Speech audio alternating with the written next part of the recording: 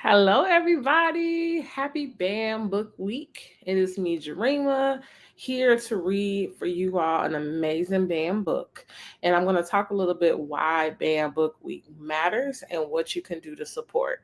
So, first, before we dive into the book for today, make sure everything live is all good, ready to go. Hopefully, your Monday has been going well. Um, I'm excited because the hold on. Loud trying to mess me up. Public, yep, we good. Change it. We good. We good to go. And then next on up, we gonna share it to the group and we all out of here. All right, cool. So, again, as I started off, my name is Jarima Gorham. I am the founder and executive director of Burst Into Books. And I'm excited because this week is called BAM Book Week. If you are unfamiliar with what BAM books are currently a hot topic because in many states, books are being banned out of schools, libraries, and really being held accountable to teachers when it comes to their curriculum. And many of these BAM books are just really just the history of a variety of different folks. But the man books that I find most offensive that are being taken out are of Black stories, right? Because in so many cases, we are being silenced and we've been told that our stories don't matter. You have even hey Sean, you have whole districts that are like taking out African American literature. And then on top of that, they're taking out the stories about indigenous folks. I mean, all types of history, the Holocaust. I mean, so many things that have happened in our nation, which really gives us a full view of the world, right? And so I said, first of all, to kick off BAM Book Week, I'm just every night gonna read something from a BAM book. And I'm encouraging you, if you look at the bottom, to come visit Burst Into Books. We have a new bookstore right on the corner of 107th and Michigan. We're actually 119 East. Hey, Fanny. Right on the corner of 119 East 107th Street. I encourage you to come and buy some of these BAM books, all right? Because we have books for children, books for middle school, teens, adults. I mean, all types of books. And this whole week, we're doing festivities at our space. I'll put in the chat later the full schedule. So tomorrow we're doing karaoke and we're gonna be singing all the Black History songs and doing all the fun songs. On Wednesday we're doing a BAM book paint and sip where we'll be painting the book covers of different BAM books. On Thursday we're doing musical bingo. At our store, we sell vinyl records, and so we're going to be using that. Just some of our favorite storytellers like Stevie Wonder, Curtis Mayfield, right? All the folks that have used music as a way to tell our stories. And then Friday, we're kicking off our monthly open mic that will be at our spot. So hopefully you can join us. And on Saturday, we're doing a complete we're on Saturday, we're doing a complete community event celebration. And then we're gonna have our story time in the morning at 10:30. Then we're gonna have at the store food and music and having like a big community book fair. And then we're ending the night with, so this is the dope thing, right? So I was talking to another local author who lives not too far from my bookstore. She was like, I was talking to some kids in the neighborhood and they never seen The Wiz. Okay, we have to correct that now. So that is why we're going to end Saturday night. She actually has a huge lot right by her building, and we're going to be showing. We're calling it movies at night, and we're going to be showing The Wiz right off of the corner of 106 in Calumet. So join us this whole week. We are celebrating BAM books. Hello, everybody. Hello, and today I have chosen one of my favorite authors who, how dare they ban her book?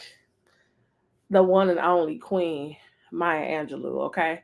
I know why the Cage Bird Scene is currently on the ban book list. Really? That's why I actually have today. I'm gonna show y'all my shirt real quick before we get into this work of art, okay? Because this book is dope. Stand with Black women, okay? My shirt says stand with Black women because we already know that there's always an attack on Black women. It's actually a whole attack on the Black family as a whole. But in this case, since we are talking about Miss Maya Angelou, stand with Black women when we're talking about her words.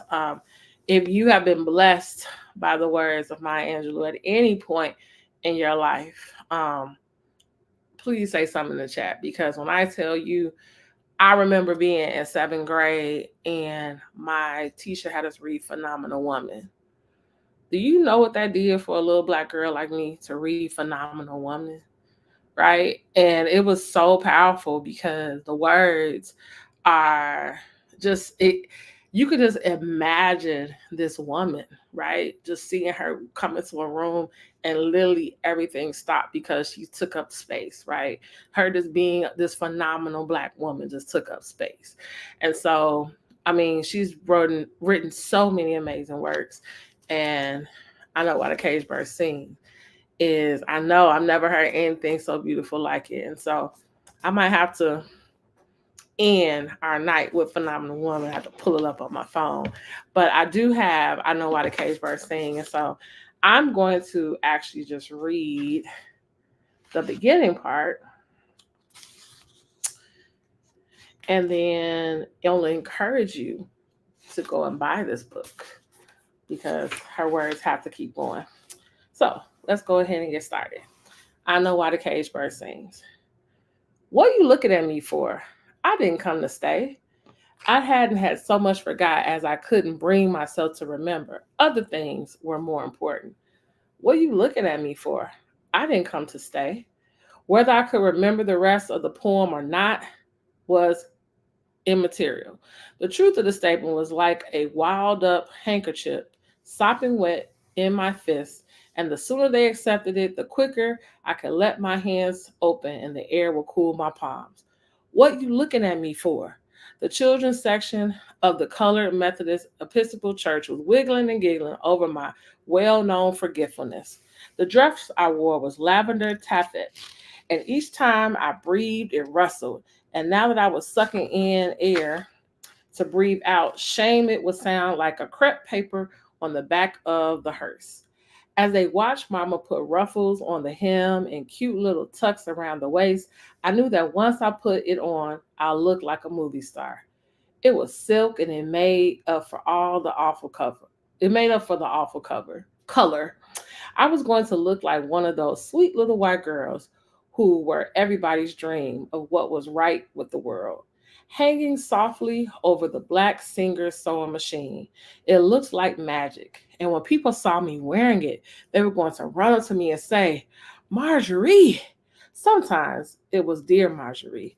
Forgive us, please. We didn't know who you were. And I would answer generously, No, you couldn't have known. Of course, I forgive you.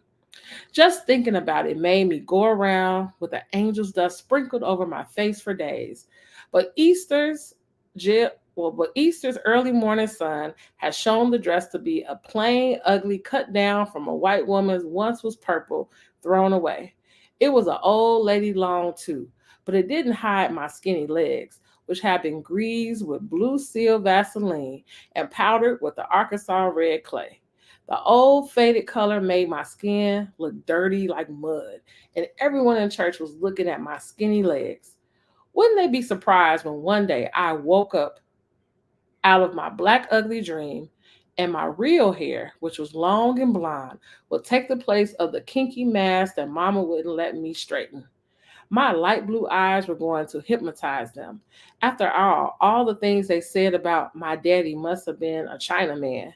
I thought they meant made out of China, like a cup, because my eyes were so small and squinty.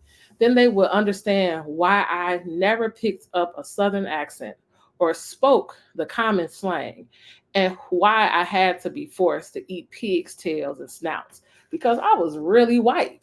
And because a cruel fairy stepmother who was understandably jealous of my beauty had turned me into a too big Negro girl with nappy black hair, broad feet, and a space between her teeth that would hold a number 2 pencil. What you looking? The minister's wife leaned towards me, her long yellow face full of sorry. She whispered, I just come to tell you it's Easter Day. I repeated, jamming the words together. I just come to tell you it's Easter's Day, as low as possible.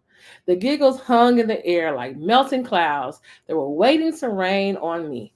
I held up 2 fingers close to my chest.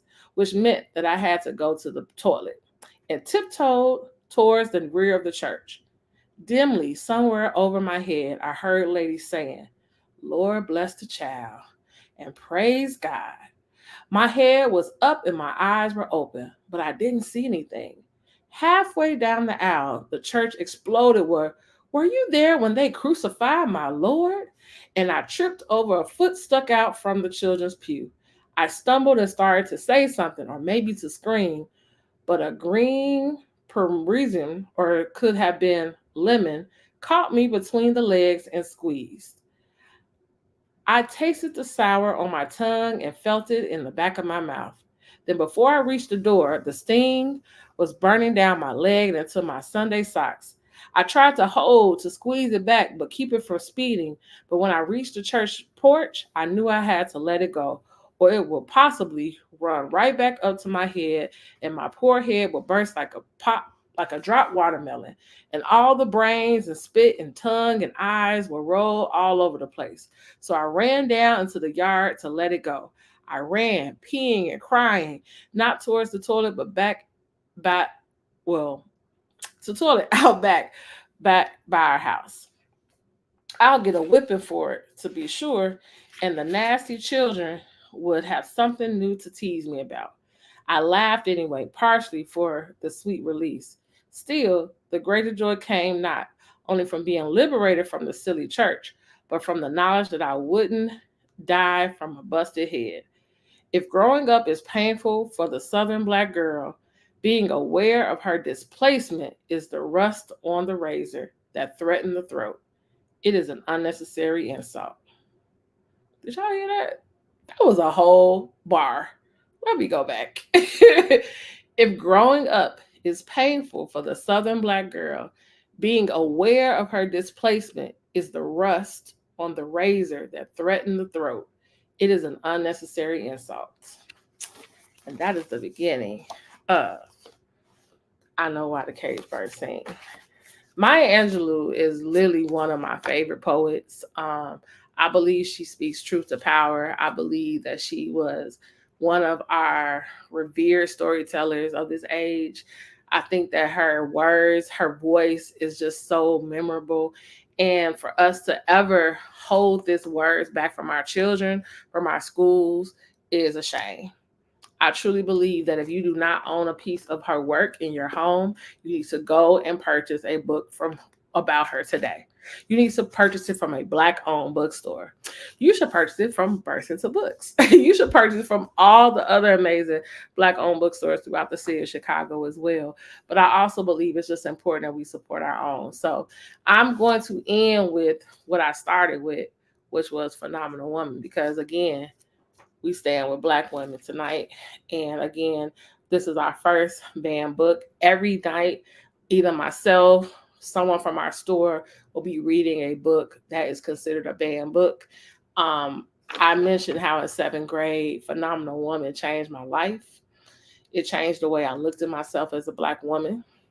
And so I'm actually going to end this reading with Phenomenal Woman, because I think that, and also, if you are a mother or a father or a big brother or a cousin or an uncle or a neighbor, and you have a little girl that's in your life, you need to read this poem to them.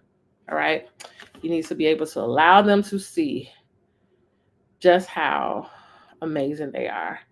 So let me go ahead and get these words up. I wasn't prepared for this, but we're going to read it. But again, before I get to it, let me just share again what we're going to be doing all this week at my store.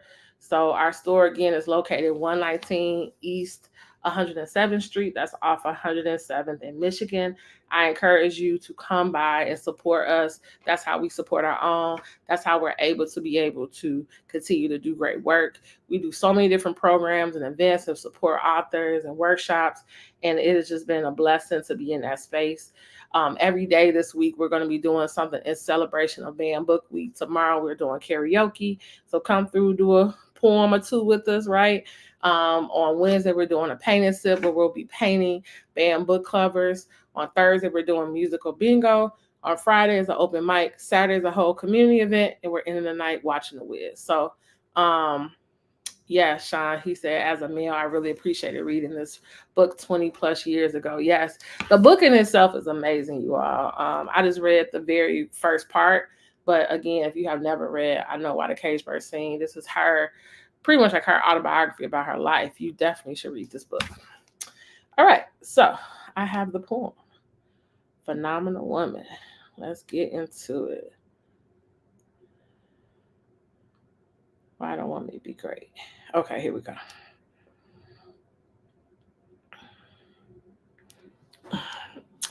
Here we go.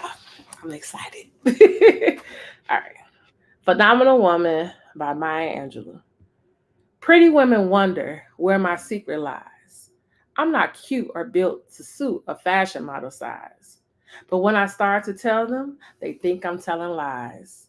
I say, it's in the reach of my arms, the span of my hips, the stride of my step, and the curl of my lips. I'm a woman, phenomenally. Phenomenal woman, that's me. I walk into a room just as cool as you please, and to a man the fellows stand or they fall down on their knees. Then they swarm around me like a hive of honeybees. I say, it's in the fire of my eyes and the flash of my teeth, the swing in my waist and the joy in my feet. I am a woman, phenomenally. Phenomenal woman, that's me. Men themselves have wondered what they see in me. They try so much, but they can't touch my inner mystery.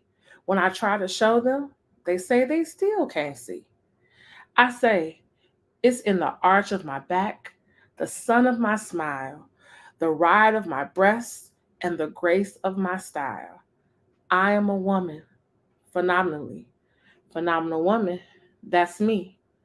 Now you understand just why my head's not bowed.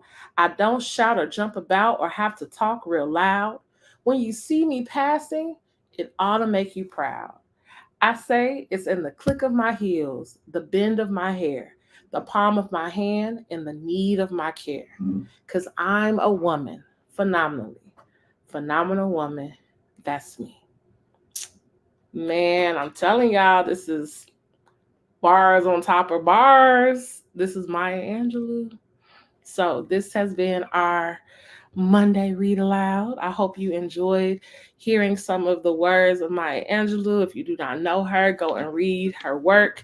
She has a documentary that I watched that was phenomenal. I mean, it blew my mind just to see her do her work over in Africa and just how she was using her work for the civil rights movement and just how she literally used her words to liberate so many folks. So again, the book of tonight is Maya Angelou. I Know Why the Cage Bird Sing. If you have not read this book, you need to buy it. At the bottom, it says to visit www.bibarts.org. That is our new space. Is our BIB Community Art Center. If you go on there, you click events, it'll tell you all the events that I talked about. Register for them. I hope I get to see you. We also have online bookstore and we have audiobooks as well. So if you actually want to hear Maya Angelou read her book to you, you can get the audiobook or you can purchase it online. Also, we encourage you to come visit our store this week and make some purchases. Again, let's continue to spread the word about all of these banned books because no word should be banned, right? At the end of the day, everyone's story should be told. I believe that wholeheartedly. Everyone's story matters. And so, again, thank you all for joining us for day one. And I look forward to seeing you tomorrow. And let's see what banned book we read tomorrow. Take care.